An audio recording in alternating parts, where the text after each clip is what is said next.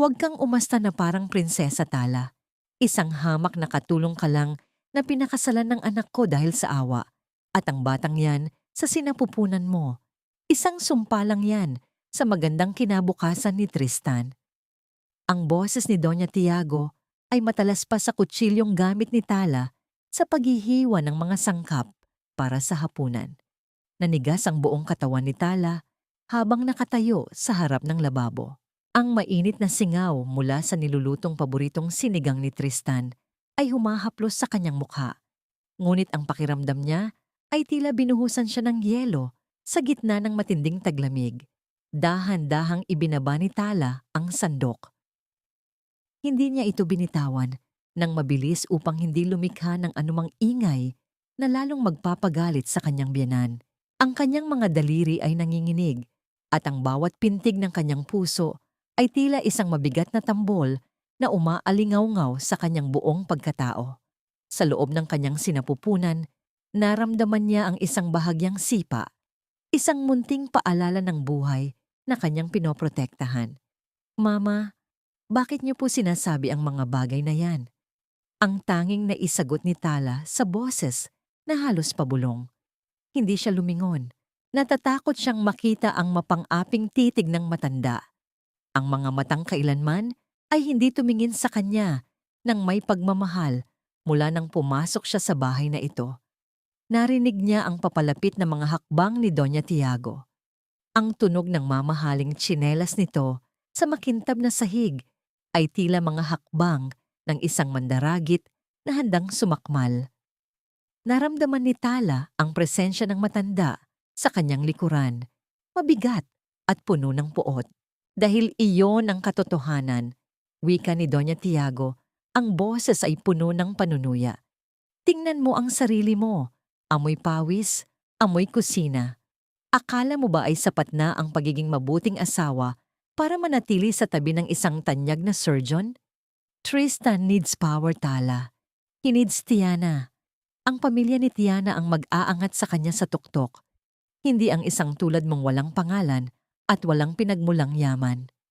Inilapag ng matanda ang isang maliit na baso ng gatas sa tabi ni Tala. Ang puting likido ay tila inosente, ngunit sa ilalim ng liwanag ng kusina, tila may kakaibang kulay itong itinatago. Inumin mo iyan. Para sa bata, utos ni Doña Tiago. May kakaibang diin sa salitang bata na nagpatayo ng balahibo ni Tala. Gusto kong siguraduhin na maayos ang kalagayan niyo. Hindi nakakibo si Tala. Ang kanyang lalamunan ay tila tinikang tuyo. Tuyong-tuyo na kahit ang sariling laway ay hindi niya malunok. Sa mga sandaling yon, bumukas ang pinto ng mansyon. Ang pamilyar na tunog ng susi at ang mabibigat na hakbang ni Tristan ay pumuno sa katahimikan ng bahay. Sumilay ang isang munting pag-asa sa puso ni Tala. Si Tristan, ang kanyang asawa. Ang lalaking pinag-alayan niya ng lahat, ng kanyang karera bilang jewelry designer, ng kanyang kalayaan at ng kanyang pagkatao. Tiyak na kapag nakita siya nito, kapag nalaman nito ang sakit na nararamdaman niya, ipagtatanggol siya nito. Pumasok si Tristan sa kusina. Pagod ang kanyang mukha, ang kanyang kurbata ay maluwag na, at ang kanyang mga mata ay tila walang buhay. Hindi niya man lang tiningnan si Tala. Dumiretso siya kay Doña Tiago at humalik sa pisngi nito. Tristan, salamat at dumating ka na. Bungad ng matanda. Biglang nagbago ang tono ng boses nito. Mula sa pagiging malupit ay naging malambing at tila nag-aalalang ina. Kanina ko pa pinipilit si Tala na uminom ng kanyang bitamina, pero parang wala siyang gana. Nag-aalala ako para sa apo ko. Tumingin si Tala kay Tristan. Ang kanyang mga mata ay nagsusumamo. Tristan, I'm not feeling well. Can we talk? May narinig ako kanina na, Not now, Tala. Please, putol ni Tristan sa kanya. Ang lamig ng kanyang boses ay tila isang sampal na nagpamanhid sa pisngi ni Tala. I had a long day at the hospital. Maraming komplikasyon sa surgery ko kanina at kailangan ko ng katahimikan. Huwag mo nang dagdagan ng stress ko. Pero Tristan, Tungkol ito sa bata. Tungkol sa sinabi ni Mama. Pilit ni Tala. Ang boses ay nagsisimulang mabasag. Lumapit siya sa asawa at hinawakan ang braso nito, ngunit mabilis na binitawan ni Tristan ang kanyang pagkakahawak. Sabi ko mamaya na, di ba? Galit na wika ni Tristan. Humarap siya kay Tala nang may inis sa mga mata.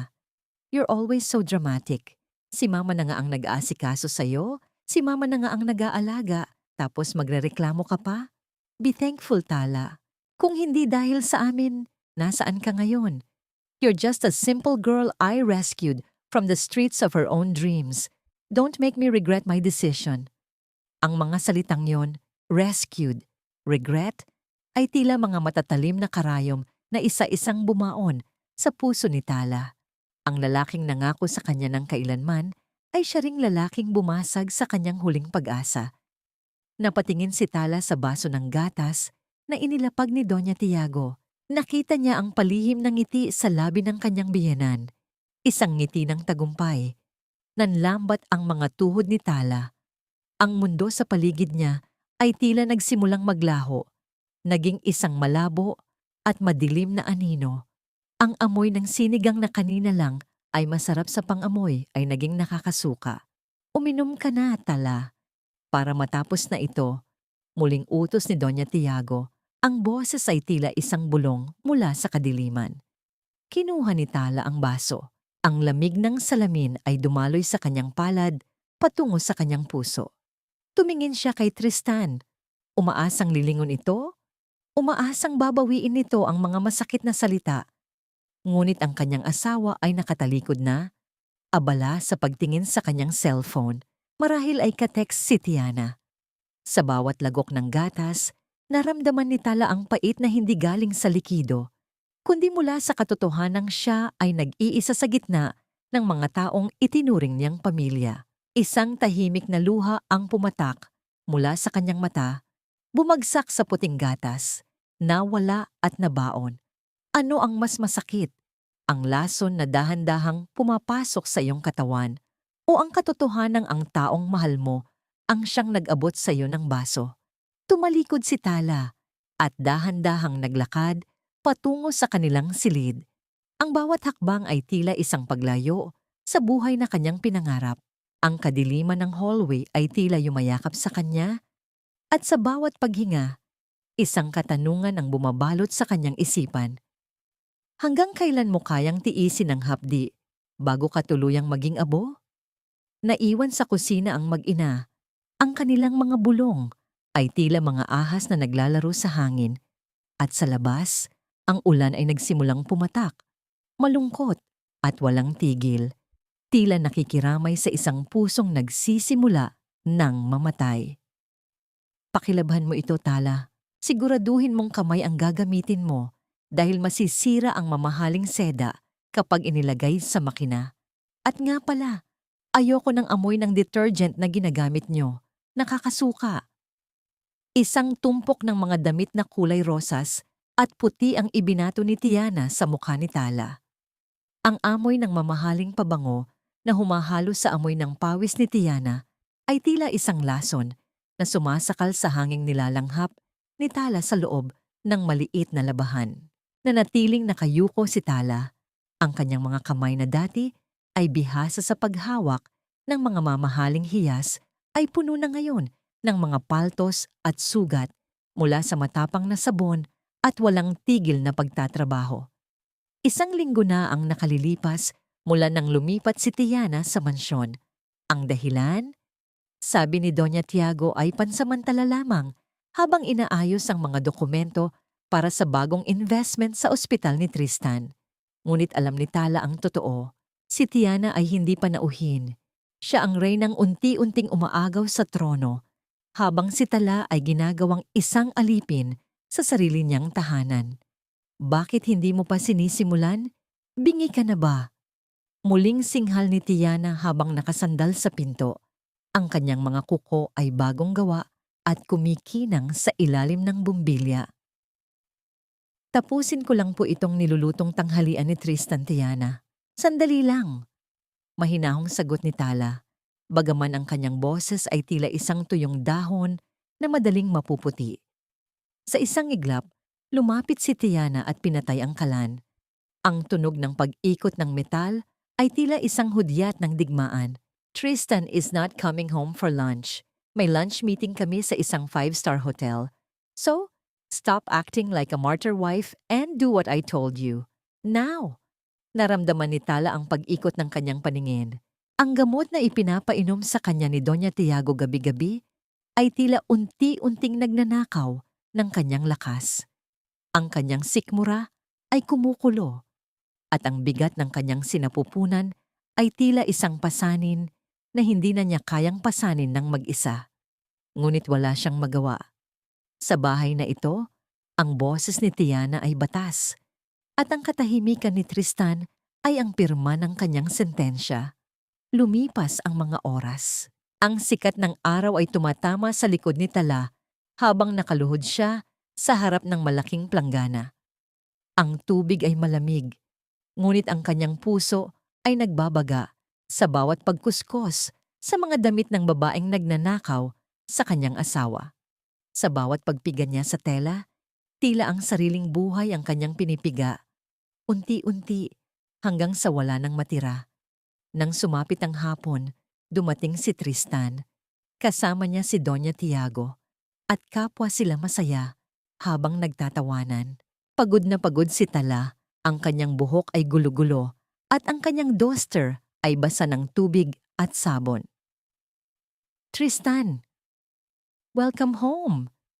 Pilit ng ngiti ni Tala habang tumatayo mula sa pagkakayuko. Ngunit bago pa man makalapit si Tristan, isang matinis na tili ang bumasag sa katahimikan ng mansyon. Ah! Tala, bakit mo ginawa iyon? Nagulat ang lahat. Nakita nila si Tiana na nakahandusay sa paanan ng malaking hagdanan. Ang kanyang muka ay puno ng pait at ang kanyang mga mata ay nag-uunahan sa pagpatak ng luha. Agad na tumakbo si Tristan patungo sa kanya. Ang mukha nito ay puno ng matinding pag-aalala na kailanman ay hindi niya ipinakita kay Tala.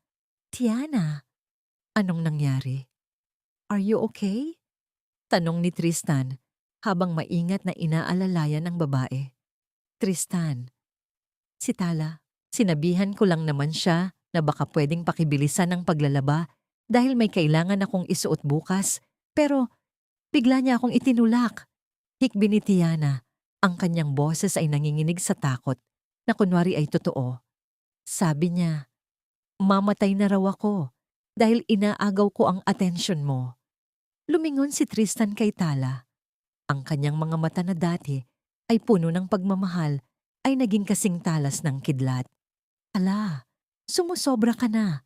Alam mong masela ng kalagayan ni Tiana dahil sa stress sa trabaho tapos sasaktan mo pa siya? Hindi totoo yan, Tristan. Wala akong ginagawa. Malayo ako sa kanya, nasa kusina ako. Depensa ni Tala. Ang kanyang puso ay tila sasabog sa tindi ng kaba at sakit. Huwag kang magsinungaling! Sigaw ni Doña Tiago. Lumapit ito at dinuro si Tala. Nakita ko ang galit sa mga mata mo kanina pa. Inggit na inggit ka kay Tiana dahil siya ang nakakatulong sa asawa mo habang ikaw ay pabigat lang. Tristan, tingnan mo ang ginagawa ng babaeng ito sa mga kaibigan natin. Tristan, maniwala ka sa akin. Please.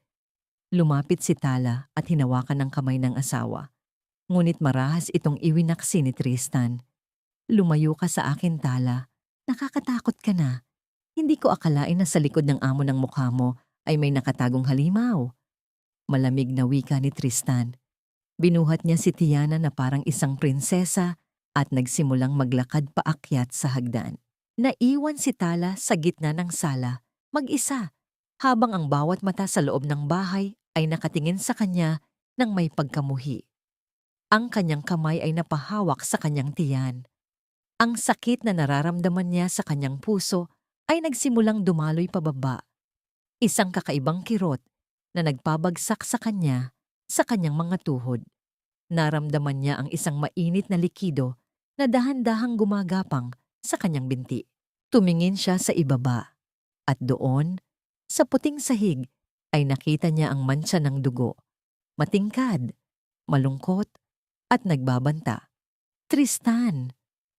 Bulong niya, ngunit ang kanyang asawa ay nakapasok na sa silid ni Tiana at isinara ang pinto ng malakas. Hanggang kailan mo kayang isigaw ang katotohanan sa isang taong pinili ng maging bingi? At paano mo ililigtas ang isang buhay kung ikaw mismo ay unti-unti nang pinapatay ng mga taong dapat ay nagpoprotekta sa iyo? Nanatiling nakaluhod si Tala. Ang kanyang mga mata ay nakapako sa dugong dahan-dahang kumakalat sa sahig. Tila isang mapait na paalala na sa bahay na ito, ang kanyang luha at dugo ay wala ring halaga.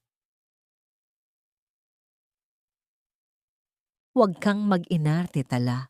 Ang kaunting dugo na yan ay hindi sapat para pagtakpan ang ginawa mo kay Tiana. Ang sakit na nararamdaman niya ngayon ay masigit pa sa anumang drama na ipinapakita mo. Ang boses ni Doña Tiago ay tila isang hatol ng kamatayan na pumailan lang sa malamig na hangin ng sala. Habang si Tala ay nakaluhod pa rin, ang kanyang mga kamay ay nakadiin sa malamig na tiles. Nararamdaman niya ang bawat patak ng kanyang buhay na dahan-dahang kumakawala. Ang pula ng dugo sa puting sahig ay tila isang mapait na sining ng pagtatraydor. Isang kulay na nagsasabing ang lahat ng kanyang sakripisyo ay nauwi sa wala. Mama, ang anak ko, ang apo niyo. Ang tanging lumabas sa mga labi ni Tala bago siya muling binalot ng matinding kirot sa kanyang puson. Ang sakit ay tila isang libong karayom na sabay-sabay na tumutusok sa kanyang pagkatao. Nagnanakaw ng kanyang hininga at lakas. Ngunit sa halip na awa, isang mapang-aping tawa ang isinagot ng matanda. Apo, ang batang yan na magdadala ng kamalasan sa anak ko? Mas mabuti pang mawala na iyan ngayon kaysa maging hadlang sa kinabukasan ni Tristan. At para hindi ka na makapanakit pa, doon ka muna sa bodega. Magmuni-muni ka sa mga kasalanan mo. Sa isang iglap, tinawag ni Doña Tiago ang dalawang lalaking tauhan ng bahay. Kinaladkad nila si Tala, na tila isang basahang walang halaga, patungo sa madilim at maalikabok na bodega sa likod ng mansyon. Ang bawat pagtama ng katawan ni Tala sa sahig, habang kinakaladkad siya, ay nagdaragdag ng panibagong hapdi sa kanyang sugatang puso. Narinig ni Tala ang pag-ikot ng susi mula sa labas. Ang tunog ng pagkakandado ng pinto ay tila ang huling hininga ng kanyang kalayaan. Nanatili siyang nakahiga sa malamig na semento, pinalilibutan ng mga lumang kagamitan at amoy ng amag. Ang kadiliman ay tila isang kumot na nagnanakaw ng kanyang pag-asa. Tristan, nasaan ka? Bulong niya sa hangin. Ang kanyang asawa, ang lalaking pinangakuan siyang poprotektahan sa hirap at ginhawa, ay kasalukuyang nasa itaas, inaalagaan ng babaeng naging mitsa ng kanyang paghihirap. Ang kawalang katarungan ay tila isang apoy na dahan-dahang tumutupok sa kanyang huling katiting na pagmamahal. Sa gitna ng kanyang pag-iisa, isang mahinang kaluskos ang narinig niya mula sa maliit na bintana sa itaas. Isang anino ang sumilip at dahan-dahang bumukas ang maliit na puwang. Anak, ito ang boses ni Lola Isang, ang matandang tagapagsilbi na siyang tanging nagpakita sa kanya ng kabutihan mula nang pumasok siya sa pamilyang Tiago. Sa pamamagitan ng maliit na butas, iniabot ni Lola Isang ang isang piraso ng tuyong tinapay at isang maliit na bote ng tubig. Lola Isang, tulungan niyo po ako, ang bata. Umiiyak na pagsusumamo ni Tala. Patawarin mo ako, anak. Wala akong magawa. Mahigpit ang utos ng Donya na huwag kang palalapitan. Bulong ni Lola Isang, ang boses ay puno ng pait at pagsisisi. Ngunit itago mo ito. Kainin mo para magkaroon ka ng lakas. Huwag kang susuko, Tala. May Diyos na nakakakita sa lahat. Ito ang golden moment sa gitna ng impyerno. Ang maliit na piraso ng tinapay ay tila naging pinakamasarap na pagkaing natikman ni Tala. Hindi dahil sa lasa nito, kundi dahil sa pagmamahal na nakapaloob dito. Sa gitna ng kalupitan ng mga taong mayaman, ang isang mahirap na tulad ni Lola, isang ang nagpaalala sa kanya na tao pa rin siya. Ngunit ang ginhawa ay panandalian lamang. Nang sumapit ang hating gabi, ang lagnat ni Tala ay nagsimulang tumaas. Ang epekto ng gamot na ipinainom sa kanya ni Doña Tiago, ang puting gatas na may halong lason, ay nagsimula ng manira ng tuluyan. Ang bawat paghinga niya ay tila isang pakikipaglaban sa kamatayan. Naramdaman niya ang huling sipa ng kanyang anak, isang mahina, napakahinang galaw na tila isang pamamaalam. Ang mga luha ni Tala ay hindi na mapigil sa pag-agos, pumabasa sa maduming semento habang yakap-yakap niya ang sarili sa gitna ng panginginig. Sa kabilang dako ng dingding, narinig niya ang tawanan ni Tristan, Tiana, at Doña Tiago mula sa dining room. Nagdiriwang sila. Nagdiriwang sila habang ang kanyang mundo ay gumuho na ng tuluyan. "Patawad, anak. Hindi ka man lang nakita ng nanay." Hikbi ni Tala hanggang sa ang kanyang boses ay tuluyan ng mawala. Isang matinding katahimikan ang bumalot sa bodega. Ang ulan sa labas ay tumigil na. Ngunit ang dilim sa loob ng puso ni Tala ay lalong lumalim. Isang katanungan ang naiwan sa hangin. Anong uri ng ina ang kayang pumatay ng sariling apo para lamang sa pera? At anong uri ng ama ang kayang talikuran ng sariling dugo para sa isang ambisyon? Sa mga sandaling iyon, ang huling bahagi ng dating Tala ay pumanaw kasabay ng kanyang anak. At sa gitna ng kamatayang yon, isang bagong presensya ang nagsimulang mabuo. Isang malamig, matigas, at walang takot na bersyon ng kanyang sarili. Ang cliffhanger. Sa gitna ng kanyang kawalan ng malay, narinig ni Tala ang pagpasok ni Doña Tiago sa bodega. Hawak nito ang isang dokumento at isang panulat. "Pirmahan mo ito, Tala, ang annulment papers niyo ni Tristan. Kapalit ng iyong kalayaan at ng iyong buhay, ibigay mo sa amin ang lahat. Kung hindi, hindi ka na makakalabas ng buhay sa bodegang ito." Hahayaan ba ni Tala na tuluyan siyang maubos? O ito na ang simula ng kanyang muling pagkabuhay? Pirmahan mo na ito habang may hininga ka pa, Tala. Huwag mong hintayin na ang mga daga narito sa bodega ang maging saksi sa huling sandali mo. Ang boses ni Doña Tiago ay malamig pa sa simoy ng hangin sa madaling araw. Inilapag niya ang panulat sa harap ni Tala, sa ibabaw ng maruming semento na nababasa na ng luha at dugo. Ang bawat salita ng matanda ay tila isang hatol, isang deklarasyon na ang buhay ni Tala ay wala ng halaga sa pamilyang Tiago. Sa gitna ng kanyang lagnat at panghihina, tiningnan ni Tala ang dokumento. Ang mga salitang annulment of marriage ay tila nagliliyab sa kanyang paningin. Ito ang kabayaran ng kanyang kalayaan. Ito ang huling hiling ng mga taong nagnakaw sa kanyang anak at sa kanyang dangal. Nasaan si Tristan? Ang tanging naisagot ni Tala, ang boses ay halos isang paos na bulong. Ang kanyang lalamunan ay tila punong-puno ng bubog sa bawat pagbigkas niya ng pangalan ng asawa. Isang mapait na ngiti ang sumilay sa labi ni Doña Tiago. Si Tristan? Naroon siya sa grand ballroom ng hotel kasama si Tiana. Ipinagdiriwang nila ang pagpasok ng pamilya ni Tiana bilang pangunahing investor ng ospital. Sa tingin mo ba, sa gitna ng tagumpay niya, ay may panahon pa siyang isipin ang isang tulad mong mamamatay tao at baliw? Ang katotohanan iyon ay mas masakit pa sa pisikal na hapdi na nararamdaman ni Tala. Habang siya ay nakahandusay sa maruming sahig, nakikipaglaban para sa bawat hininga, ang kanyang asawa ay nagpapakasaya sa piling ng ibang babae. Ang maitim na katotohanan ay tila isang kutsilyong dahan-dahang hinihiwa ang huling hibla ng kanyang puso.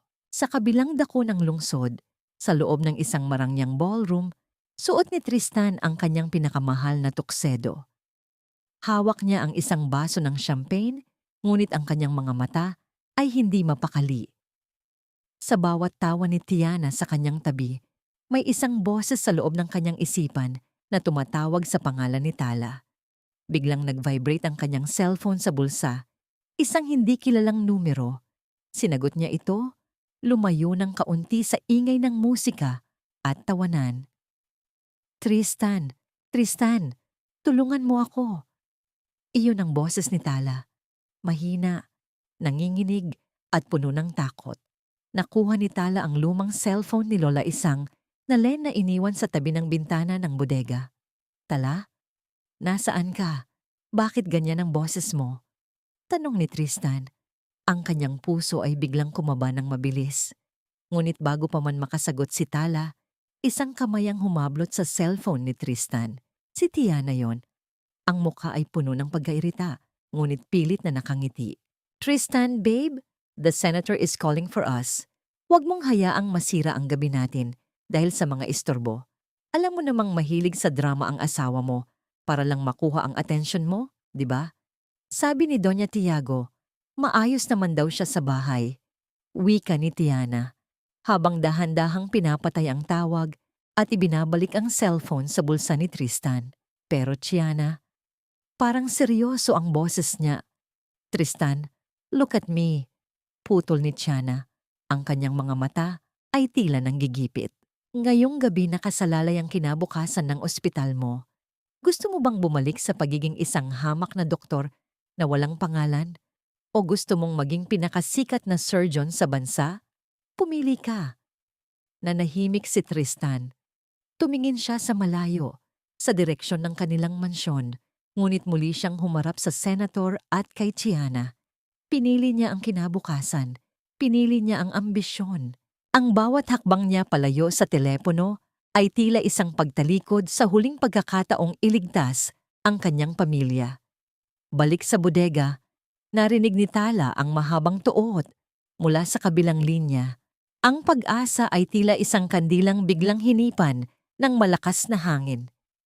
Binitawan niya ang cellphone ni Lola Isang at ang tunog ng pagbagsak nito sa semento ay tila ang huling tibok ng kanyang pusong nagmamahal. Ano, Tala? Wala na ang tagapagtanggol mo. Wala na ang Tristan na akala mo ay mahal ka. Pangungutya ni Doña Tiago. Kinuha niya ang buhok ni Tala at bahagyang iniangat ang ulo nito. Pirmahan mo na ito.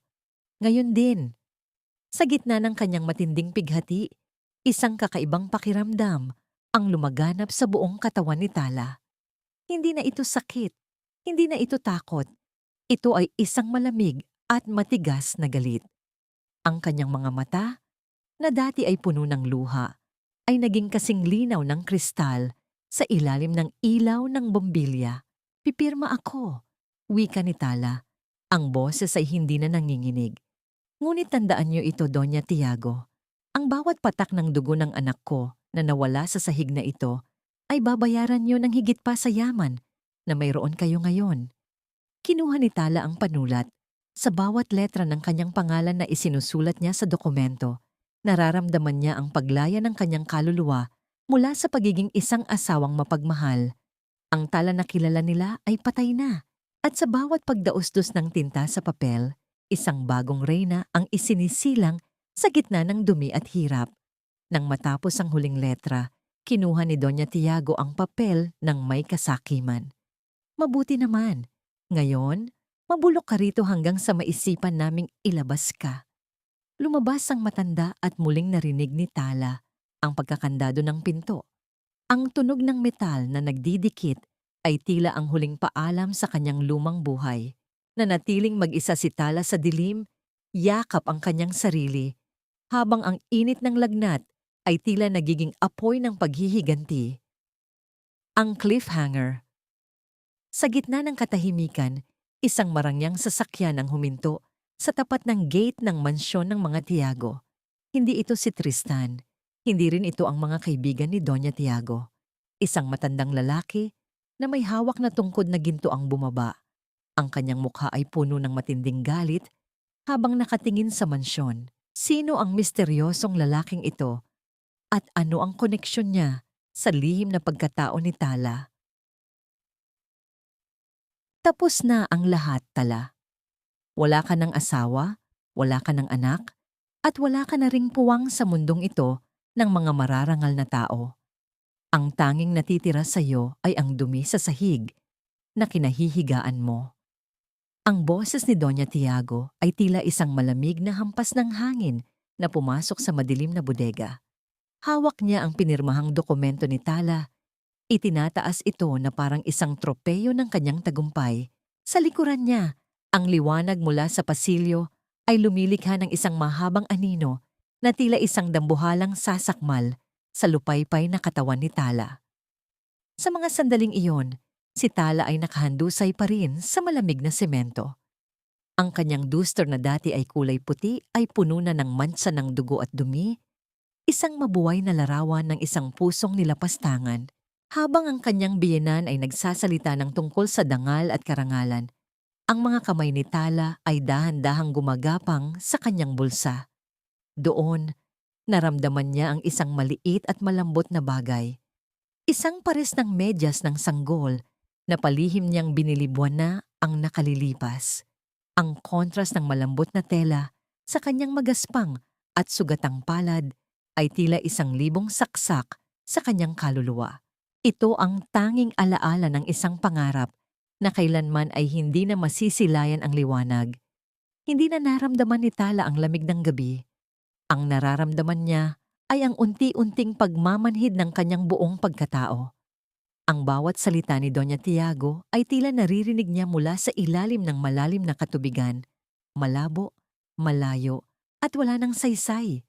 Ang kanyang lalamunan ay tila punong-puno ng tuyong lupa, kaya kahit ang paghikbi ay hindi niya na magawa.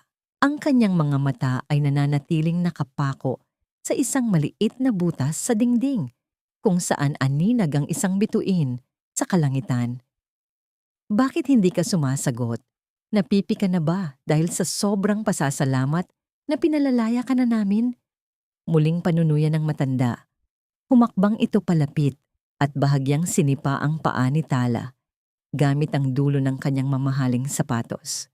Huwag kang mag-alala, ipapatawag ko si Lola Isang para linisin ang kalat mo rito bukas. Ayoko namang mamamatay ka rito at mag-iwan ng masamang amoy sa mansyon ko.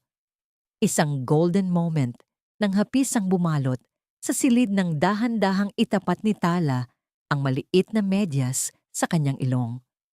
Wala itong amoy ng sanggol, amoy alikabok lamang ito at luma. Ngunit sa kanyang imahinasyon, naramdaman niya ang yakap ng isang anak na hindi niya nagawang protektahan. Doon, sa gitna ng kadiliman at kawalang pag-asa, isang tahimik na panata ang nabuo sa kanyang isipan.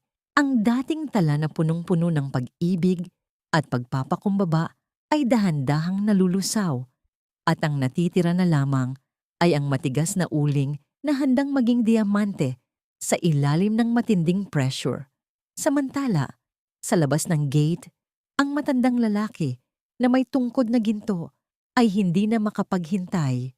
Siya si Don Severino Tordesillas, ang heri ng mga mamahaling hiyas, at ang lolo ni Tala na matagal na niyang kinalimutan dahil sa pagsuway nito sa kanyang utos.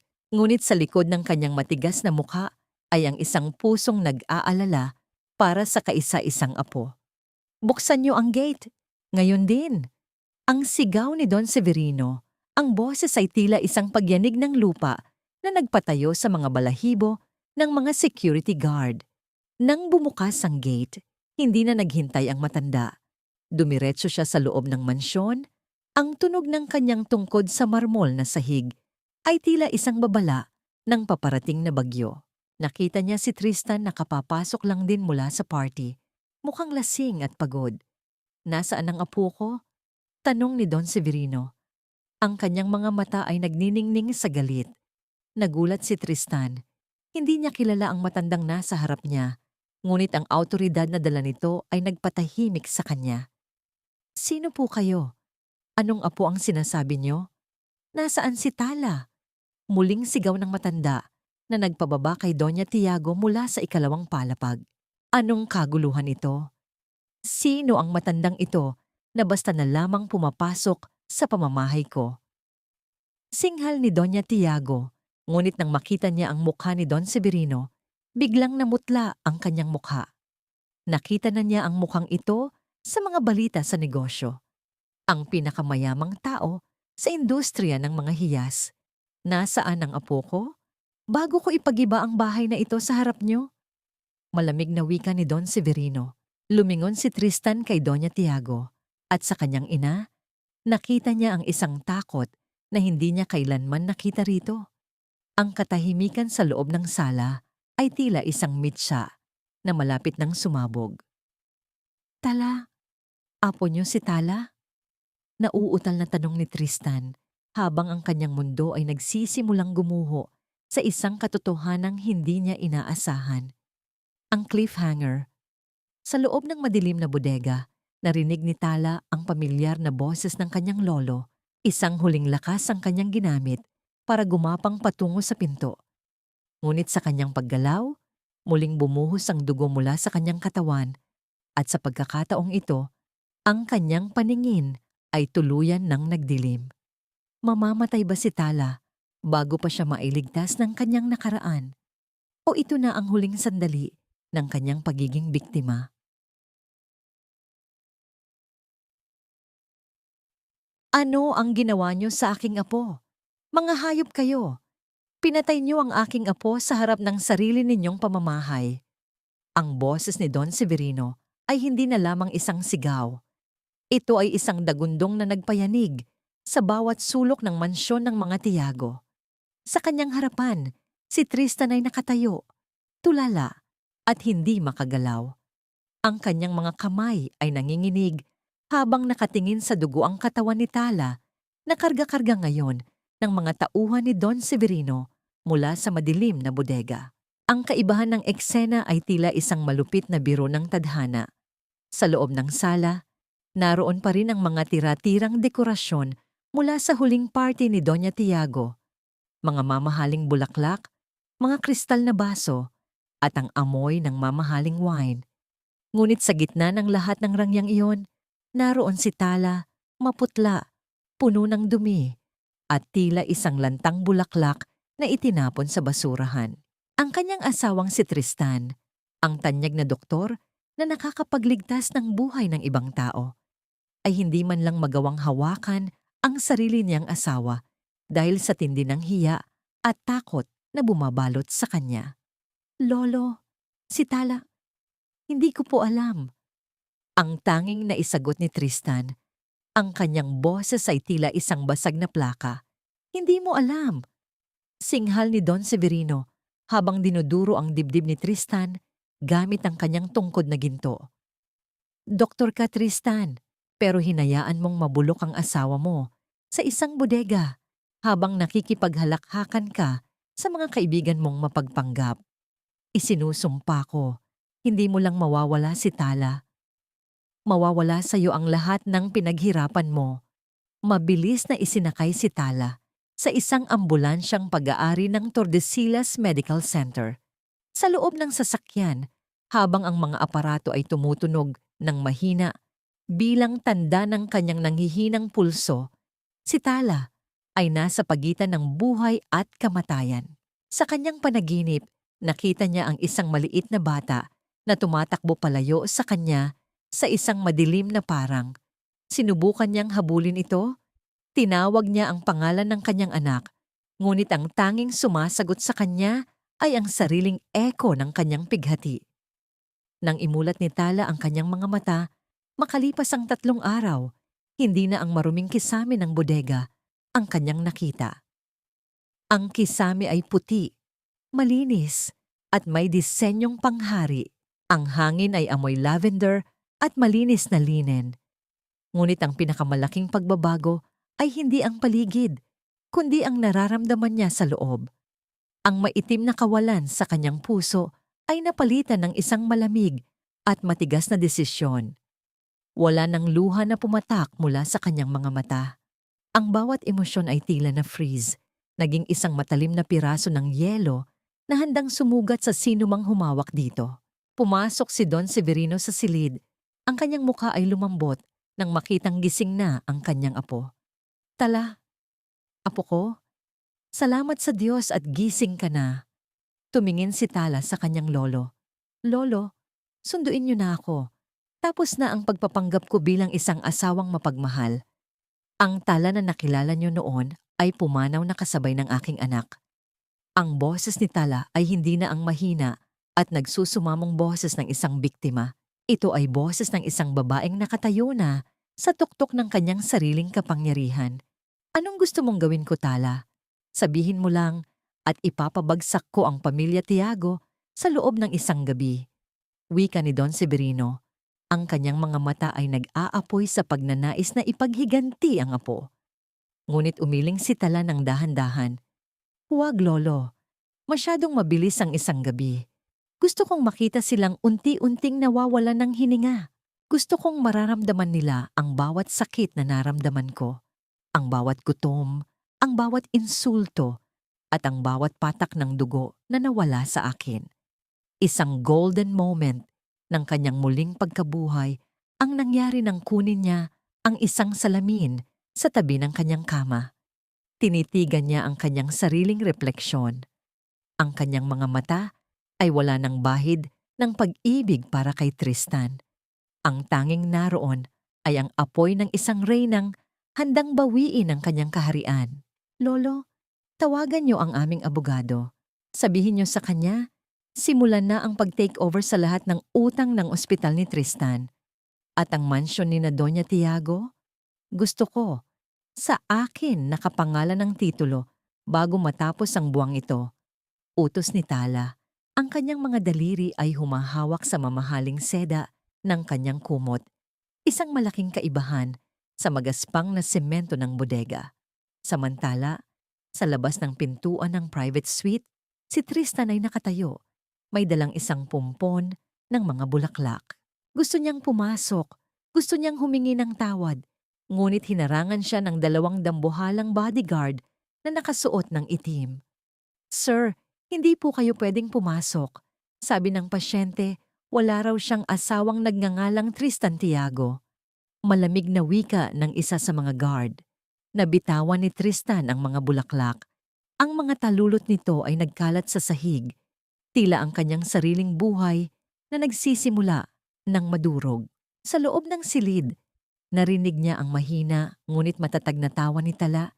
Isang tawa na hindi na niya nakilala. Isang tawang nagpapahiwatig na ang impyerno ay kasisimula pa lamang para sa kanya. Ang cliffhanger. Sa gitna ng kanyang pag-iisa, kinuha ni Tala ang kanyang personal na cellphone at tinawagan ang isang numero na matagal na niyang hindi ginagamit. Hello, this is Tala Tordesillas. Prepare the press conference. I am coming back to claim my throne as the president of Tordesillas Gems. Ngunit sa kabilang linya, isang boses ang sumagot na nagpahinto kay Tala. Tala, akala ko ba patay ka na? Nakalimutan mo na ba ang kasunduan natin 10 taon na ang nakalilipas? Sino ang misteryosong tao sa kabilang linya? At anong lihim ang itinatago ni Tala bago pa siya naging asawa ni Tristan? Sakta. Ang bawat sulok ng bahay na ito ay amoy alikabok at pagsisisi, Tristan. Hindi mo ba napapansin? Mula nang wala si Tala, tila nawala ng kaluluwa ang bawat dingding na itinayo natin sa pamamagitan ng kanyang paghihirap. Ito ang mga salitang binitawan ni Lola Isang habang dahan-dahang pinupunasan ang lamesa sa kusina.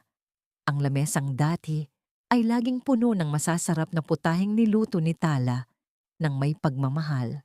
Nakatayo si Tristan sa gitna ng sala. Hawak ang isang baso ng alak habang pinagmamasdan ng kawalan.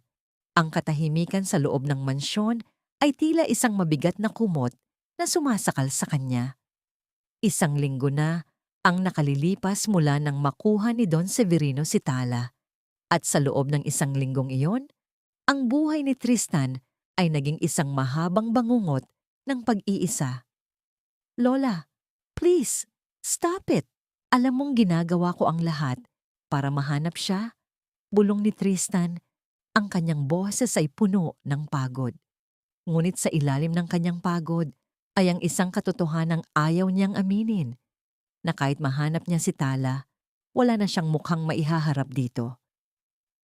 Sa kabilang banda, sa itaas na palapag ng Tordesillas Tower, ang kapaligiran ay kabaligtaran ng kalungkutan sa bahay ng mga Tiago. Doon, ang bawat hininga ay amoy tagumpay at kapangyarihan. Si Tala ay nakaupo sa likod ng isang malaking mesa na gawa sa mahogany.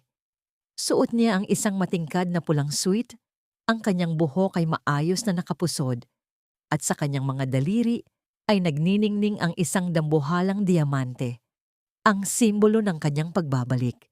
Walang bakas ng panghihina sa kanyang mukha. Ang bawat pirma niya sa mga dokumento ay mabilis at sigurado. Kasalukuyan niyang pinangangasiwaan ang pagbili sa mga distressed assets ng pamilya Tiago. Ang bawat utang, ang bawat sangla, at ang bawat butas sa pananalapi ng ospital ni Tristan ay dahan-dahang nilalamon ng kanyang kumpanya. Isang golden moment ng kanyang bagong buhay ang nangyari nang makita niya sa kanyang drawer ang isang lumang sketchpad. Doon, may isang drawing ng isang singsing na balak. Sana niyang iregalo kay Tristan sa kanilang anibersaryo. Hinaplos ni Tala ang papel. Naramdaman ang bawat guhit na ginawa niya noong panahong ang tanging pangarap niya ay ang maging isang mabuting asawa. Ngunit sa halip na maiyak, dahan-dahang pinunit ni Tala ang papel. Ang tunog ng pagkapunit ng papel ay tila musika sa kanyang pandinig. Isang paalala na ang bawat hibla ng kanyang lumang pagkatao ay wala na. Miss Tala, handa na po ang mga dokumento para sa foreclosure ng Tiago Mansion. Ang bangko ay naghihintay na lamang ng inyong huling hudyat. Wika ng kanyang sekretarya na pumasok ng walang ingay. Tumango si Tala. Ang kanyang mga mata ay tila dalawang kristal na walang emosyon. Gawin niyo na. Gusto ko, bago lumubog ang araw bukas, alam na ni Doña Tiago na ang bahay na ipinagmamalaki niya ay hindi na kanya. Habang nangyayari ito, si Doña Tiago ay abala sa pakikipag-usap sa telepono sa loob ng kanyang silid. Tiana, siguraduhin mong ang tatay mo ay maglalabas ng pondo para sa ospital. Hindi na tayo makakahiram sa bangko. Lahat sila ay biglang tumatanggi sa atin. Ngunit sa kabilang linya, ang boses ni Tiana ay hindi na kasing lambing ng dati. Tita, stop calling me. My father is in the middle of a political scandal. Hindi namin kayo matutulungan ngayon. At saka, bakit ko ba tutulungan ang isang pamilyang pabagsak na? Look for another victim, tita. I'm done with Tristan. Nabitawan ni Doña Tiago ang kanyang telepono. Ang tunog ng pagbagsak nito sa carpet ay tila isang babala. Sa unang pagkakataon sa kanyang buhay, naramdaman niya ang tunay na takot. Ang takot ng isang taong mawawala ng lahat. Biglang narinig ang malakas na katok sa pintuan ng mansyon. Hindi ito ang mahinang katok ng isang bisita. Ito ay ang mabigat at awtoritatibong tunog ng kahoy na tinatamaan ng kamao ng isang opisyal ng batas. Nang buksan ni Tristan ang pinto, tumambad sa kanya ang isang lalaking nakabarong, may hawak na isang itim na folder. Good afternoon, Mr. Tristan Tiago. Kami po ay mula sa Sheriff's Office. Dala namin ang Notice of Eviction at Foreclosure para sa ari-ariang ito. Ang bagong may-ari ng lupang ito at ng mansyon ay ang Tordesillas Gems Incorporated. Nanigas si Tristan. Ang pangalang Tordesillas ay tila isang kidlat na tumama sa kanyang isipan. Anong sinasabi niyo? Sino ang nag-utos nito? Ang utos ay nanggaling mismo sa aming chairman, si Miss Tala Tordesillas. Malamig na sagot ng opisyal. Sa likuran ni Tristan, lumitaw si Doña Tiago. Ang kanyang mukha ay kasing puti ng papel. Hindi maaari. Ang hampas lupang yon? Paano niya nakuha ang bahay ko? Ang cliffhanger. Habang nagkakagulo sa loob ng mansyon, isang itim na sasakyan ang dahan-dahang huminto sa tapat ng gate. Bumukas ang bintana nito at sumilip ang mukha ni Tala. Tinitigan niya ang mansyong naging kulungan niya sa loob ng 3 taon. Ngunit bago pa man siya makaalis, isang lalaki ang lumitaw sa gilid ng kanyang sasakyan. Ang misteryosong lalaki mula sa kanyang nakaraan na tumawag sa kanya noong nakaraang gabi. Tala, akala mo ba ay makakatakas ka na sa akin dahil lang mayaman ka na ulit? May utang ka pa sa akin. Utang na hindi mo kayang bayaran ng kahit anong diamante. Bulong ng lalaki habang nakadikit ang kanyang mukha sa salamin ng bintana. Sino ang lalaking ito? At ano ang lihim na kasunduan nila ni Tala na maaring sumira sa kanyang inaasam na paghihiganti. Hindi kita kailangan, Tristan. You're just a doctor with a bankrupt hospital and a mother who's a liability. Akala mo ba ay papakasalan kita dahil sa pag-ibig?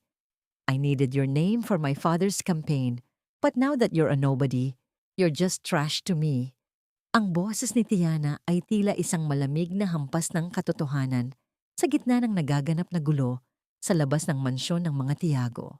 Habang ang mga tauhan ng sheriff ay dahan-dahang inilalabas ang mga mamahaling muebles mula sa loob ng bahay, si Tristan ay nakatayo sa tapat ni Tiana. Hindi makapaniwala sa naririnig. Ang babaeng inakala niyang magliligtas sa kanyang karera ay siya ring unang tumalikod sa kanya sa oras ng kanyang pinakamatinding pagsubok. Tiana, please. We had a plan. Bulong ni Tristan, ang kanyang mga mata ay puno ng pait. Iniwan ko si Tala para sa'yo. Sinira ko ang pamilya ko para sa suporta ng tatay mo. Isang matunog na tawa ang isinagot ni Tiana habang isinasara ang pinto ng kanyang kotse. That's your mistake, Tristan.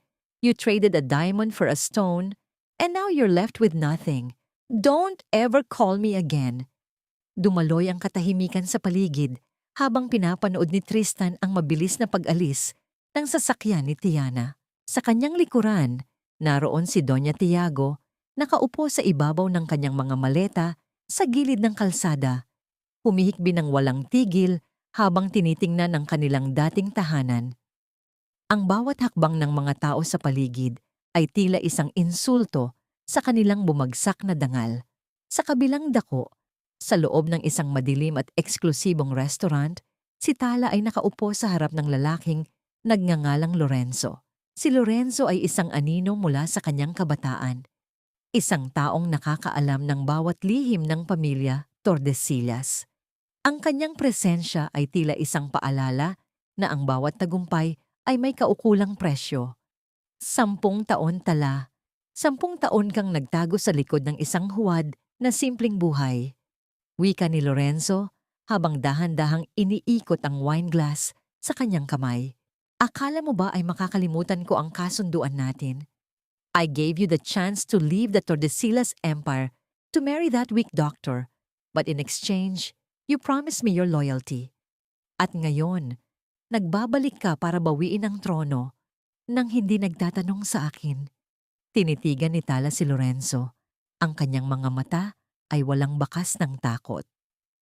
Ang kasunduang iyon ay napakuna ng mamatay ang aking anak, Lorenzo.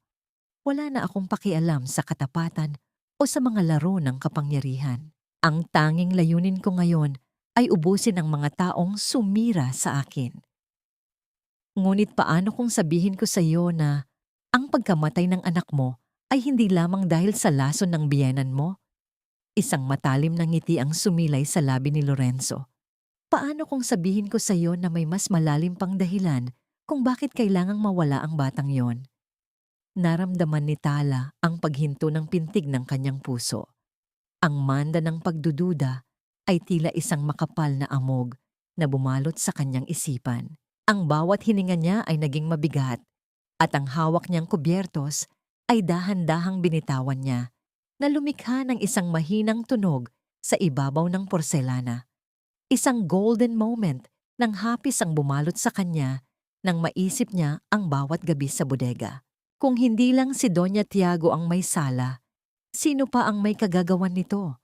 Mayroon pa bang mas malaking kalaban na nagtatago sa likod ng mga anino? Samantala, sa labas ng mansyong kinukuha na ng bangko, si Tristan ay dahan-dahang lumapit sa isang basurahan sa gilid ng gate. Doon, nakita niya ang isang maliit na bote ng gamot na itinapon ng kanyang ina bago sila lumabas. Dinampot niya ito at binasa ang label. Ang kanyang mga kamay ay nanginginig nang mapansin ang isang maliit na marka sa ilalim ng bote. Isang markang hindi dapat naroon sa isang simpleng bitamina. Ano ito, Mama? Tanong ni Tristan nang makalapit siya sa kanyang ina. Bakit may marka ng ospital ni Tiana ang mga gamot na ibinigay mo kay Tala? Nanlaki ang mga mata ni Doña Tiago, ngunit bago pa man siya makasagot, isang itim na sasakyan ang huminto sa kanilang tapat.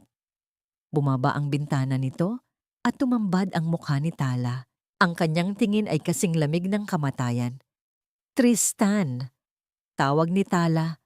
Ang boses ay tila isang bulong mula sa kabilang buhay.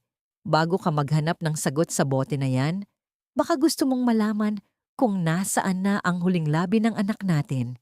Dahil kahit ang puntod niya, kinuha ko na rin sa inyo. Ang cliffhanger. Sa mga sandaling iyon, isang tawag ang natanggap ni Tala mula sa kanyang head of security. Ma'am, may nahanap po kaming CCTV footage mula sa labas ng bodega noong gabing mawalan kayo ng malay. Hindi lang po si Doña Tiago ang pumasok sa silid na yon. May isang lalaking nakasuot ng itim at mukhang pamilyar ang kanyang boses sa inyo. Sino ang lalaking pumasok sa bodega? At ano ang koneksyon niya sa misteryosong lason na pumatay sa anak ni Tala? Tristan, huwag kang magbulag-bulagan. Alam nating dalawa na ang gamot na yan ay galing sa laboratorio ng tatay ni Tiana. Binayaran nila ako para siguraduhing hindi mabubuhay ang batang yan dahil sa gabal siya sa pagsasama nyo at sa kinabukasan ng ospital. Ang pag-amin na ito ni Doña Tiago ay tila isang malakas na dagok na nagpabingi kay Tristan habang sila ay nakatayo sa gilid ng kalsada, pinalilibutan ng kanilang mga gamit na tila mga basura. Ang bawat salita ng kanyang ina ay isang lason na mas matindi pa sa ipinainom nito kay Tala, ang katotohanang ang kanyang ina at ang babaeng inakala niyang magiging sandigan ay nagkaisa sa isang planong makasasakit sa sarili niyang anak ay isang sugat na tila walang madaling lunas. Ang bigat ng pangyayaring iyon ay nag-iwan ng malalim na bakas na mahirap kalimutan. Sa kabilang panig ng lungsod, sa loob ng isang marangyang penthouse na tanaw, ang buong Kalakhang Maynila, nakatayo si Tala sa harap ng isang dambuhalang salamin. Tahimik na pinagmamasdan ng sarili habang unti-unting pinatatatag ang kanyang loob. Ang kanyang suot na gown ay kulay ginto, kumikinang sa ilalim ng mga chandelier, tila isang baluti ng isang reynang handang sumabak sa huling digmaan. Hawak niya ang isang dambuhalang kwintas ng mga diamante, ang Tordesillas Legacy na tila yelo sa lamig nang dumampi sa kanyang balat. Isang golden moment nang hapis ang bumalot sa kanya nang makita niya ang kanyang refleksyon. Ang mukhang nasa salamin ay hindi na ang Tala na marunong ng ngumiti ng totoo. Ang kanyang mga mata ay tila dalawang malalim na balon ng pait at determinasyon. Dahan-dahan niyang hinaplos ang kanyang leeg. Doon sa bahaging dati ay may bakas ng mga daliri ni Tristan sa tuwing yayakapin siya nito ng mahigpit. Ngunit ngayon, tanging ang bigat ng mga diamante ang kanyang nararamdaman. Ma'am, handa na po ang sasakyan para sa Grand Gala. Wika ni Lorenzo na nakatayo sa likuran niya. Ang kanyang anino ay tila isang bantay mula sa kadiliman. Nakarating na rin po ang balita na ang pamilya Tiago ay kasalukuyang nasa labas ng ballroom, umaasang makikiusap sa bagong may-ari ng ospital. Isang malamig na ngiti ang sumilay sa labi ni Tala. Gusto nilang makiusap? Ibigay natin sa kanila ang pagkakataon. Gusto kong makita ang mukha ni Tristan kapag nalaman niyang ang hampas lupang asawa niya ang humahawak sa huling hininga ng kanyang pangarap. Bumaba si Tala patungo sa lobby kung saan naghihintay ang isang mahabang itim na limousine. Ang bawat hakbang ng kanyang high heels sa marmol na sahig ay tila isang martilyo na pumupukpok sa kabaong ng kanyang nakaraan. Ngunit bago siya sumakay, muling naalala ni Tala ang footage na ipinakita sa kanya ni Lorenzo, ang lalaking nakasuot ng itim na pumasok sa bodega noong gabing mawalan siya ng malay. Sa footage, nakita niya ang lalaking yon na lumapit sa kanyang duguang katawan. Hindi siya tinulungan nito. Sa halip, may kinuha itong isang maliit na notebook mula sa kanyang bag. Ang notebook kung saan nakatago ang lahat ng kanyang mga disenyo ng alahas. At ang boses nito, ang boses na narinig niya sa video bago ito lumabas, "Patawad Tala, Pero kailangan nating gawin ito para sa ikabubuti ng lahat. Bulong ng lalaki sa video. Nanigas ang buong katawan ni Tala. Ang boses na yon ay hindi kay Tristan, hindi rin kay Lorenzo. Iyon ay boses ng kanyang sariling ama na akala niya ay matagal nang pumanaw. Isang matinding gulo ang namuo sa isipan ni Tala. Kung ang kanyang ama ay buhay pa, bakit nito hinayaang mangyari ang lahat ng ito? Bakit nito hinayaang mamatay ang sarili nitong apo? Pagdating sa hotel kung saan gaganapin ang gala, bumukas ang pinto ng sasakyan at ang mga flash ng kamera ay tila mga kidlat na sumalubong kay Tala. Sa di kalayuan, nakita niya sina Tristan at Doña Tiago, gusot ang mga damit at mukhang mga pulubi sa gitna ng karangyaan. Nakita ni Tristan si Tala. Nanlaki ang kanyang mga mata. Sinubukan niyang lumapit, ngunit hinarangan siya ng mga bodyguard. Tala, kausapin mo ako. Totoo ba? Ikaw ba ang may-ari ng lahat ng ito? Hindi siya tiningnan ni Tala. Nagpatuloy siya sa paglalakad patungo sa loob ng ballroom. Ang kanyang ulo ay nakataas. Tila isang diyosa na hindi kayang abutin ng ordinaryong mortal. Ang cliffhanger. Habang nasa loob ng ballroom, bago pa man makapagsalita si Tala sa entablado, isang lalaki ang lumitaw sa likuran ng kurtina. Hawak nito ang mikropono at ang boses nito ay umalingaw-ngaw sa buong silid na nagpatahimik sa lahat ng mga panauhin. Ladies and gentlemen, hindi lamang ang pagbabalik ng isang Tordesillas ang ating ipinagdiriwang ngayong gabi. Ipinagdiriwang din natin ang pagbubunyag ng isang lihim na 10 taon na nating itinatago. Ang katotohanang si Tala Tordesillas ay hindi ang tunay na tagapagmana. Sino ang lalaking ito? At anong baging pasabog ang dala niya na maaring muling magpabagsak kay Tala sa rurok ng kanyang tagumpay? Hindi siya ang tunay na Tordesillas. Siya ay isang anak sa labas na pinalit lamang para makuha ang yaman ng pamilyang ito.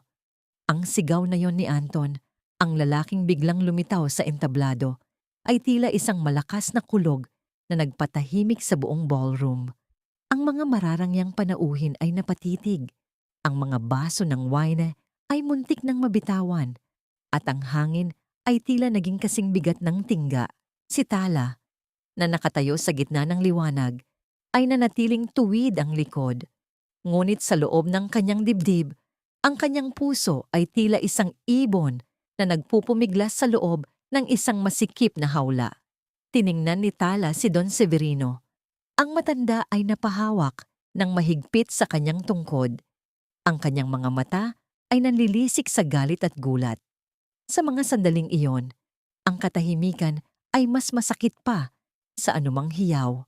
Ang bawat mata sa loob ng silid ay tila mga hukom na naghihintay ng kanyang pagbagsak. Sino ka para bastusin ang gabing ito? Ang malamig na tanong ni Tala. Ang kanyang boses ay hindi nanginginig, bagaman ang kanyang mga daliri ay bahagyang bumaon sa tilang sutla ng kanyang gown. Ako ang anak ng tunay na tagapagmana na itinaboy niyo 10 taon na ang nakalilipas. Singhal ni Anton habang iwinawagayway ang isang luma at kupas na birth certificate. Tala, akala mo ba ay malilinis mo ang iyong pangalan sa pamamagitan ng mga diamanteng iyan? Isang huwad ka lang. Isang impostora na ginamit ni Don Severino para itago ang kahihiyan ng pamilyang ito. Sa labas ng ballroom, sa likod ng mga dambuhalang pinto, si Tristan ay nakikinig. Isang kakaibang kislap ng pag-asa ang sumilay sa kanyang mga mata. Kung mapapatunayan na si Tala ay hindi isang Tordesillas, mawawalan ito ng kapangyarihan. Babalik ito sa pagiging ordinaryong babae. Ang babaeng maaari niyang muling kontrolin. Ang babaeng maaari niyang muling iligtas. Mama, naririnig mo ba yon? Bulong ni Tristan kay Doña Tiago. Baka ito na ang pagkakataon nating mabawi ang lahat. Ngunit sa loob ng ballroom, hindi natinag si Tala. Isang golden moment ng katatagan ng namuo ng dahan-dahan niyang tanggalin ang dambuhalang kwintas sa kanyang leeg at ipinatong ito Sa mesa sa entablado, ang tunog ng diamante na tumama sa kahoy ay tila isang pagbitaw sa lahat ng materyal na bagay na nagtatali sa kanya sa sakit ng nakaraan. Kung ang tingin niyo ay ang kwintas na ito o ang apelyidong ito ang nagbibigay sa akin ng halaga, nagkakamali kayo, wika ni Tala. Ang kanyang boses ay umalingaw-ngaw ng malakas at malinaw. Ang halaga ko ay hindi nanggaling sa yaman ng mga Tordesillas. Nanggaling ito sa bawat patak ng dugo at luha na ibinuhos ko habang inaapin niyo ako. Anton, kung gusto mo ang kumpanyang ito, kunin mo. Ngunit ang dangal na binuo ko mula sa abo ng aking anak ay hinding-hindi mo mananakaw. Lumapit si Don Severino kay Tala at hinawakan ng kanyang kamay. Ang init ng palad ng matanda ay tila isang basbas. Tala ay aking apo, hindi dahil sa dugo, kundi dahil sa katapatan na ipinakita niya noong lahat kayo ay tumalikod sa akin. Siya ang tunay na tagapagmana ng aking puso. Ngunit bago pa man matapos ang madamdaming sandaling iyon, tumawa ng malakas si Anton. Isang tawang puno ng kamandag. Katapatan? Tala, alam mo ba kung bakit namatay ang anak mo? Tanong ni Anton na nagpapatigil sa paghinga ni Tala. Hindi lang si Doña Tiago ang may sala. Ang iyong ama. Ang ama na akala mo ay nagtatanggol sa iyo. Siya ang nag-utos na lagyan ng lason ng gatas mo. Ayaw niyang magkaroon ng tagapagmana ang isang anak sa labas, na tulad mo. He wanted to wipe out your existence, Tala. Your own father killed your child. Ang bawat salita ni Anton ay tila isang matalim na palaso na tumama sa gitna ng puso ni Tala. Ang mundong binuo niya sa loob ng ilang buwan ay tila muling gumuho sa isang iglap. Ang katotohanang ang sarili niyang ama, ang mitsa ng kanyang pinakamasakit na pagdurusa ay isang pasakit na hindi niya kayang dalhin. Naramdaman ni Tala ang pag-ikot ng paligid. Ang mga ilaw ay naging malabo at ang tinig ng mga tao ay naging isang nakatutulig na ingay. Dahan-dahan siyang napahawak sa gilid ng mesa. Ang kanyang mga mata ay nanlalaki sa matinding pighati. Ang cliffhanger. Sa gitna ng kaguluhan, isang lalaki ang pumasok mula sa likurang bahagi ng ballroom. Nakasuot ito ng itim na suit. May takip ang kalahati ng mukha. Ngunit ang kanyang mga mata ay pamilyar na pamilyar kay Tala. May hawak itong isang maliit na recording device at dahan-dahang itinaas ito para marinig ng lahat. Hindi pa tapos ang kwento, Anton. Wika ng misteryosong lalaki. Dahil ang ama ni Tala ay hindi pumatay ng sinuman. Ang taong nasa likod ng lason ay ang taong kasalukuyang nakatayo sa tabi ni Tristan sa labas ng pintong ito. Sino ang lalaking ito at sino ang tunay na mastermind sa likod ng lahat ng trahedya sa buhay ni Tala? Gawin mo ang lahat, Tiago. Siguraduhin mong hindi sisibol ang binhi ng Tordesillas sa sinapupunan ng babaeng yan. Kapag nawala ang batang yan, mawawala ang huling alas ni Severino at ang ospital nyo ang magiging pinakamalaki sa bansa. Ang boses na galing sa recording device ay tila isang malamig na kamay na sumasakal sa bawat taong nasa loob ng ballroom. Ngunit para kay Tala, ang boses na yon ay tila isang matalim na balaraw na paulit-ulit na itinusok sa kanyang dibdib. Kilalang-kilala niya ang boses na yon, malamig, mapagmataas, at puno ng kawalang puso. Iyon ang boses ng senator, ang ama ni Tiana. Kasunod nito ay ang boses ni Doña Tiago sa recording. Huwag kayong mag-alala, Senator. Ang gatas na iniinom niya gabi-gabi ay tila isang matamis na bitamina. Ngunit unti-unti nitong pinapatay ang anumang buhay sa loob niya. Tristan will never know. He's too busy chasing the dreams we built for him. Ang katahimikan sa loob ng silid ay tila isang mabigat na ulap na malapit ng sumabog. Ang mga mararangyang panauhin ay napahawak sa kanilang mga dibdib, ang iba ay napaiyak sa tindi ng kawalang katarungan. Dahan-dahang bumukas ang dambuhalang pinto ng ballroom at doon, sa gitna ng liwanag, ay nakatayo sina Tristan, Doña Tiago, at Tiana. Ang kanilang mga mukha ay kasing puti ng pader. Ang kanilang mga mata ay nanlalaki sa matinding takot at kahihiyan. Naramdaman ni Tala ang paghinto ng kanyang mundo.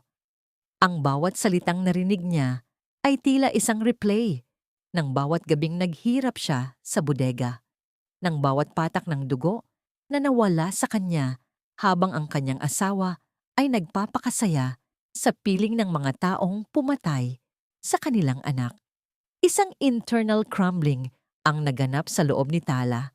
Ang kanyang mga binti ay nanginginig at ang kanyang paningin ay nagsisimulang lumabo dahil sa matinding puot na humahalo sa kanyang pighati.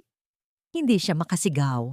Ang kanyang tinig ay tila nabaon sa ilalim ng napakaraming dumi at dusa. Dahan-dahan niyang tiningnan si Tristan, ang lalaking minahal niya nang higit pa sa sarili niya. Tristan, ang tanging naisagot ni Tala. Ang boses ay halos isang paos na bulong na dinala ng hangin. Tala, hindi ko alam.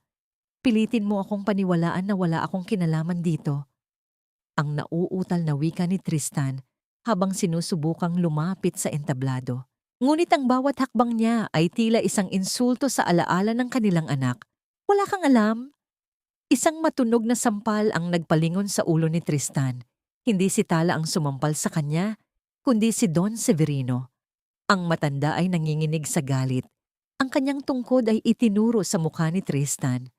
Wala kang alam dahil pinili mong maging bulag. Pinili mong yakapin ang pera at kapangyarihan habang ang asawa mo ay unti-unting pinapatay ng sarili mong ina. Sa tabi ni Tristan, si Tiana ay pilit na tumatalikod, sinusubukang tumakas sa kahihiyan. Ngunit hinarangan siya ng mga pulis na pumasok mula sa likuran.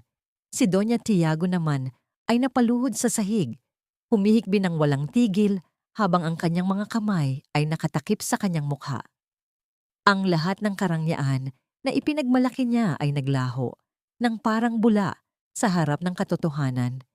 Isang golden moment ng katarungan ang namuo ng dahan-dahang lumapit si Tala sa kanyang biyenan. Hindi siya sumigaw, hindi siya nanakit. Dahan-dahan niyang iniyuko ang kanyang ulo hanggang sa magkapantay ang kanilang mga mata. Mama, bulong ni Tala, ang boses ay malamig pa sa yelo. Ang gatas na ibinigay niyo sa akin, ang pait na iniwan niyo sa puso ko, ibinabalik ko na sa inyo ngayon. Hindi niyo lang pinatay ang anak ko. Pinatay niyo rin ang huling rason kung bakit dapat sana kayong patawarin. Tumingin si Tala sa misteryosong lalaki sa entablado. Ang lalaking nagdala ng ebidensya. Ikinumpas nito ang kanyang kamay at tinanggal ang takip sa mukha. Nanlaki ang mga mata ni Tala. Iyon ang matapat na sekretarya ng kanyang ama, si Gabriel, na akala niya ay kasama rin sa trahedyang nangyari 10 taon na ang nakalilipas. Miss Tala, ang iyong ama ay hindi kailanman nagtaksil sa inyo. Wika ni Gabriel, ang boses ay puno ng katapatan.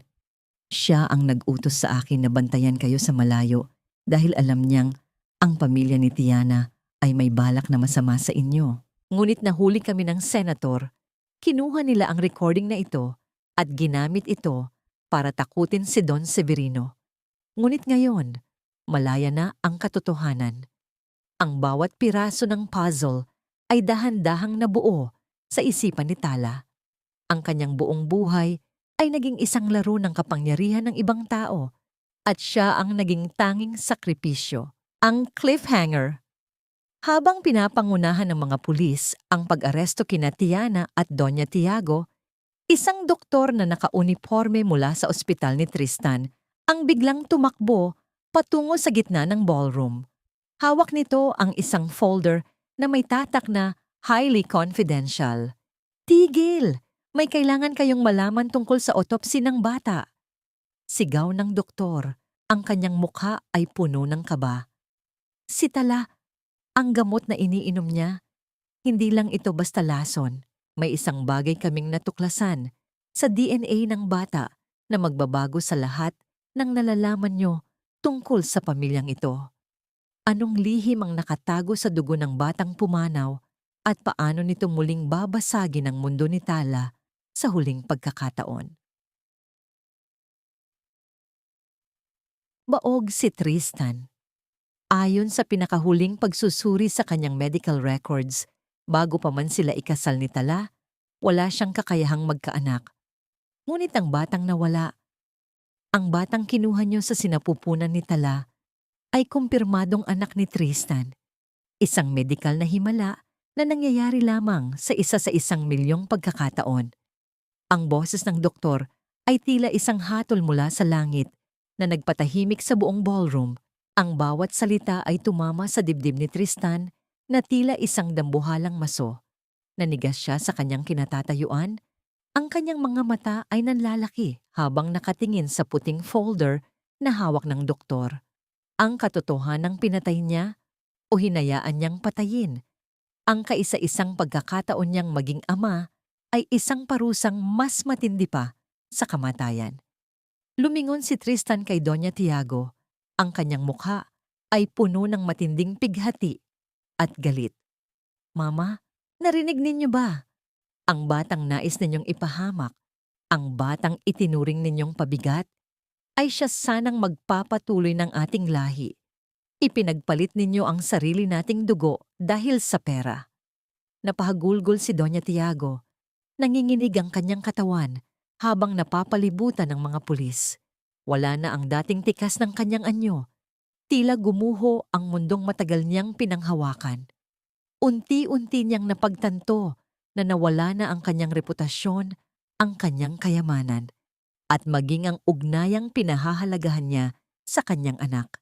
Ang puot sa mga mata ni Tristan ay sapat na para malaman niyang habambuhay na siyang mag-iisa sa likod ng rehas. Sa gitna ng lahat ng ito, si Tala ay nananatiling nakatayo sa entablado. Ang kanyang mga mata ay nakapikit, tila dinaramdam ang bawat hibla ng hangin na dumadaloy sa kanyang paligid. Ang maitim na kawalan sa kanyang puso ay dahan-dahang napapalitan ng isang malamig na kapayapaan. Ang lahat ng katanungan ay may sagot na.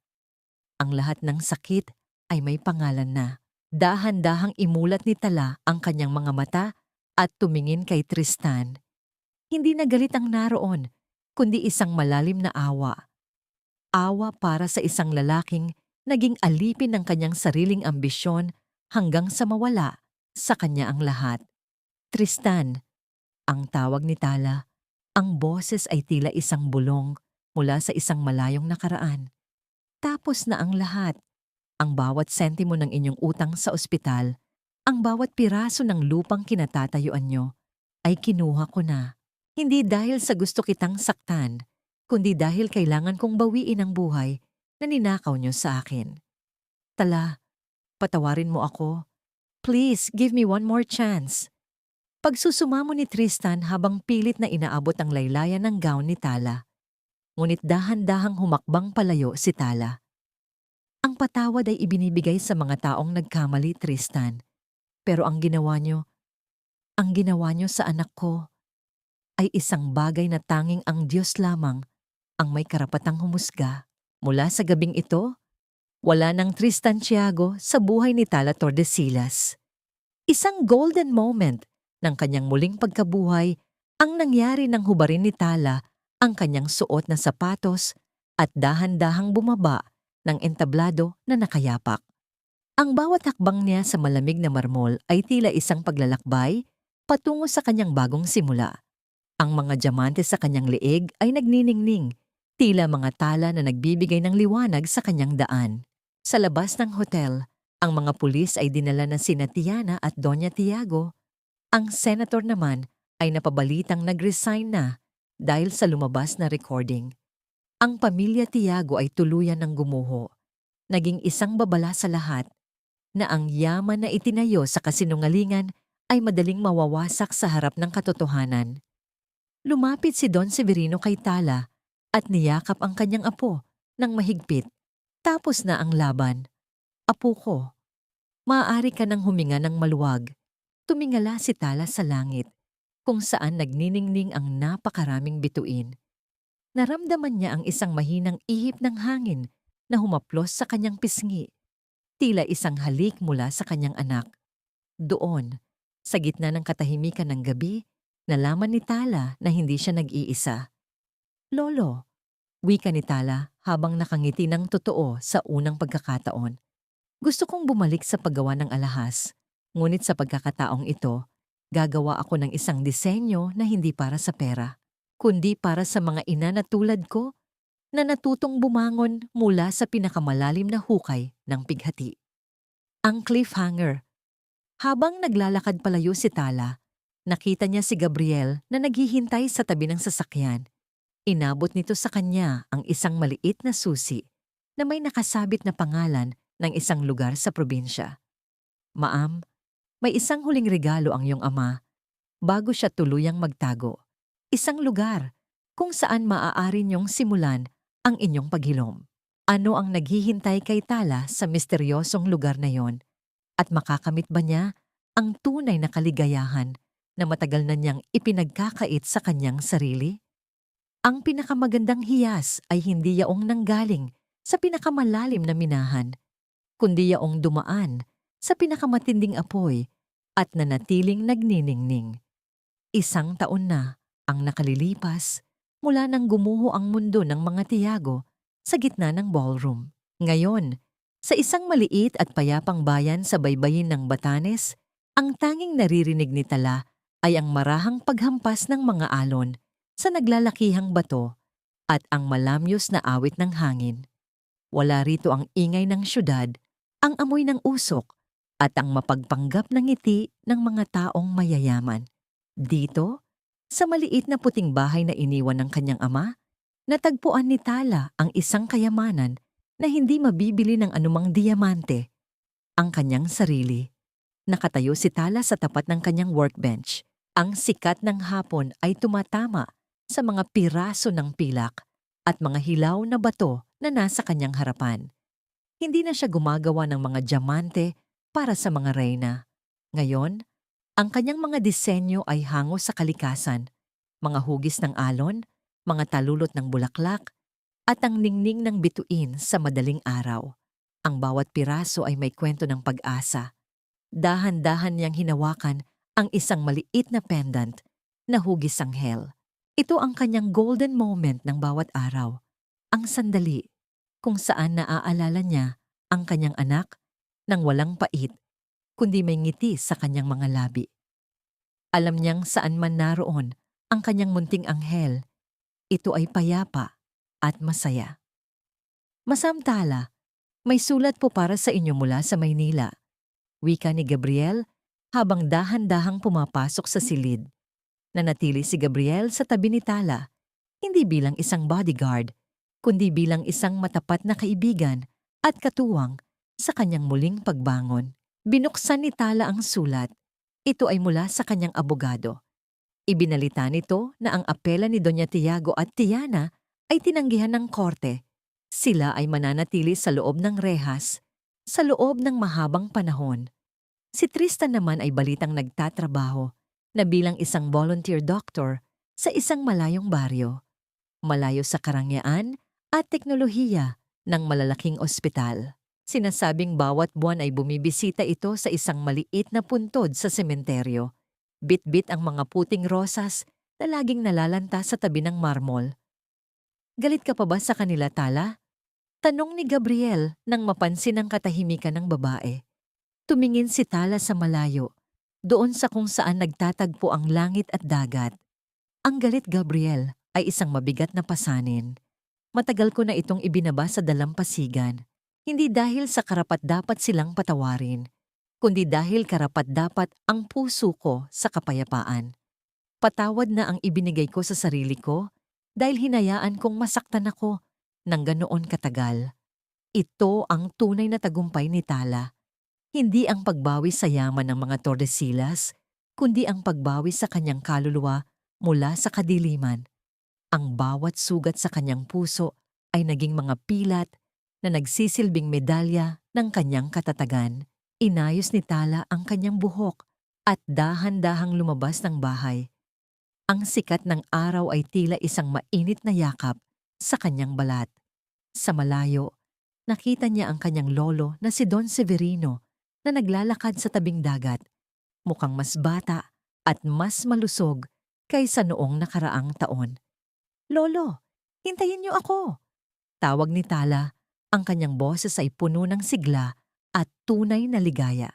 Sa bawat hakbang niya, sa maputing buhangin, nararamdaman ni Tala ang kagaanan ng kanyang pagkatao. Ang bawat paghinga niya ay tila isang panalangin ng pasasalamat. Ang paghilom ay hindi isang mabilis na proseso, kundi isang mahabang paglalakbay na kailangang tahakin ng may tapang at pananampalataya. Habang lumulubog ang araw at nagkukulay kahel ang kalangitan, isang kaisipan ang nanatili sa isipan ni Tala. Ang buhay ay parang isang alahas. Kailangan itong dumaan sa paghubog, pagpapakinis, at minsan ay sa matinding sakit para lamang lumabas ang tunay nitong ganda. At siya, si Tala Tordesillas, ay isang hiyas na kailanman ay hindi na muling magdidilim. Ang kwento ng kanyang pighati ay tapos na. Ngayon, ang kwento ng kanyang kaligayahan ang nagsisimula pa lamang. Sa bawat paglubog ng araw sa dalampasigan ng Batanes, baon ni Tala ang isang pusong malaya at ang pangako ng isang bagong umagang puno ng pag-asa. Dito nagtatapos ang paglalakbay ng isang hiyas na dumaan sa apoy, ngunit dito rin nagsisimula ang isang buhay na wala ng bahid ng pait at pighati. Mga mahal naming tagapakinig, mula sa kailaliman ng aking puso, nais kong magpasalamat sa inyong walang sawang pagsuporta at pakikinig hanggang sa huling yugto ng kwentong ito. Habang isinusulat ko ang bawat kabanata, lalo na ang mga sandali ng matinding paghihirap ni Tala sa loob ng bodega at ang hapdi ng pagkawala ng kanyang anak, tila ba naramdaman ko rin ang bawat kirot at bawat patak ng kanyang luha. Hindi naging madali ang paghabi sa damdamin ng isang inang nawalan, ng isang asawang pinagtaksilan, at ng isang babaeng pilit na ibinabangon ang kanyang dangal mula sa abo ng kawalang katarungan.